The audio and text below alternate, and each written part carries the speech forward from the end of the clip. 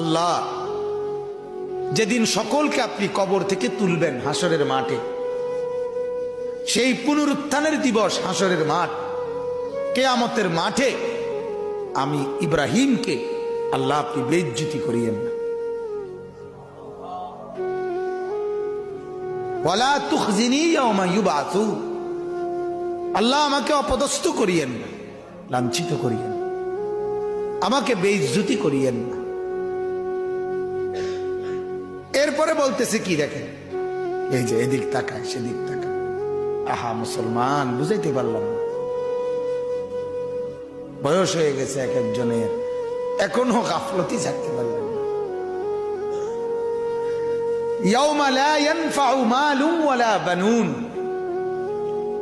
এরপর ইব্রাহিম আলাইহিস সালাম দ্বিতীয় আয়াতে বলেন, আল্লাহ সেই দিনের কথা বলতেছি, আমারে বেইজ্জতি করবেন না। কোন দিন? সেই দিন বলতেছি যেই দিন কোন একটি সম্পদ আমার দুনিয়ার কাজে আসবে না। ওয়ালা বানুন, আমার